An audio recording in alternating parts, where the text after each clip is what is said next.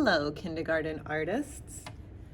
Today, we are going to get started on a special gingerbread person project. You should have just finished reading a version of The Gingerbread Boy by Paul Galdoni. I hope you liked it. You've probably heard it before. It's probably pretty familiar. Let's go over the steps for what you're going to do now. We're going to be putting our name and class code on our papers. We're going to be doing some tracing, and then we're going to be doing some painting. Let's see what that looks like.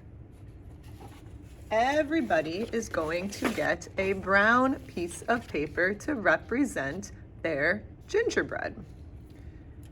The first thing you'll do is always the same. You pick up your pencil and write your name. I'm Ms. Nasser. And your class code. So depending on what class you're in is going to depend on which class code you put on your paper. So let's pretend that this is K for kindergarten. Everybody starts out with a K. And let's say this is Mrs. Fryman's class, F for Fryman. So you will put your name and class code on your paper. And then you're going to flip it over.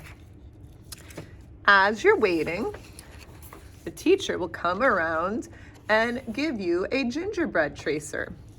The first thing you want to do is make sure that gingerbread tracer is on the paper all the way.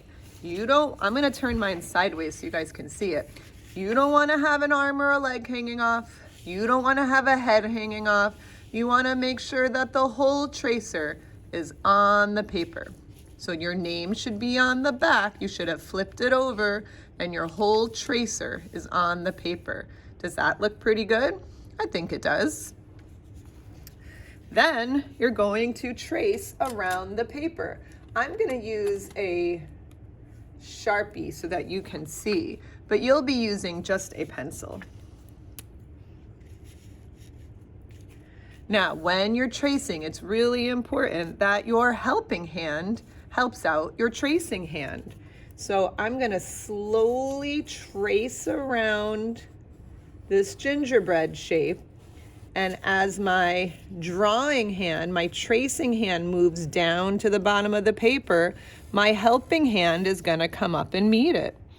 So as my drawing hand goes around my tracer, my helping hand is going to be right there holding the tracer down so that it doesn't slide out from under me. It's important that you always hold it down while you're tracing. You don't want it to move in the middle of your tracing. So now up here, I want to make sure that I'm holding down my tracer. And I'm going to come back to where I started. And now I have my gingerbread shape traced. So I can put the tracer aside and I can put my pencil back in the pencil bin. I don't need it anymore. We are going to be adding white designs and details to our gingerbread shape. I wonder if you can think for a minute and take a guess at what you think those white details on a gingerbread cookie or a gingerbread house usually are made of. They're usually white, and usually they're used for decorations and details. If you guessed frosting, you are correct. We're not going to use real frosting today, but we are going to use white paint. And we're going to pretend that is our frosting. You are going to have a nice thin paintbrush and a little cup of white paint. Now, as you're working, we are going to be creating a special type of line around our gingerbread. And that type of a line is just a thin line. It doesn't get painted in solid. It's nice and thin, and it goes all the way around an object. In our case, a gingerbread. It's called an outline. So what we're going to do is we're going to dip our paint just its tippity top into your paintbrush, into your cup of paint. You don't want paint all over the brush. You only want it on the tippity top. And here's the thing about making outlines. You have to make sure that you hold your brush way up on its tippy toes or on its ballet shoes. It can't be going to sleep on the job when you're making outlines, or it's gonna look messy and sloppy. Instead, you want it super raised up, way up on its tippy toes. And you can start painting a very thin outline right next to your pencil line. If you notice that your brush starts to run out of paint, just give it another little dip in the paint. Remember, only on the tippity top.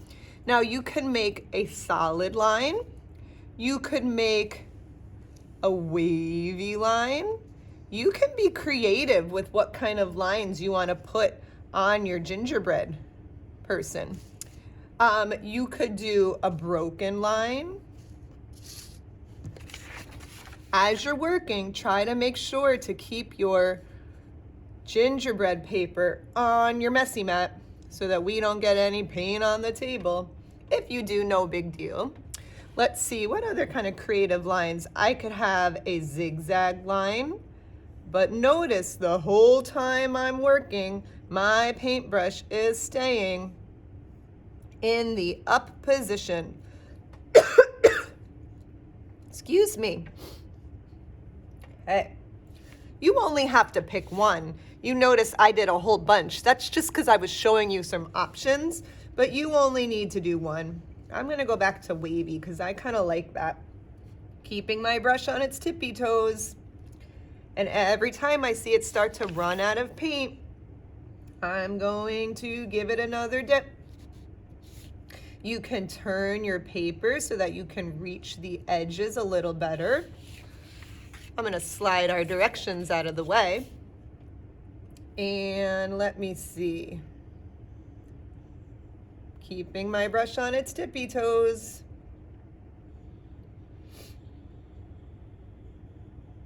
There we go. All right, my outline is done, but now I need to use an outline to create some details in my gingerbread. The first thing I'm gonna do is I'm gonna create a collar along its neck. And I might make it just a collar like that. Maybe a double line. You could also have it wearing a necklace. Maybe it wants little circles. You could have it with a little bow tie on. You make the kind of detail that you think would look good for you. On the face, I'm gonna add some details too. I'm gonna give it some eyes. Just circles. I'm keeping this as an outline. I'm not filling anything in solid, just circles. Maybe a tiny nose. And this is a happy gingerbread, so I'm gonna keep it as a happy face. Maybe I want my gingerbread to have some hair, so I'm gonna create a little hairline like that. I could even give it long hair.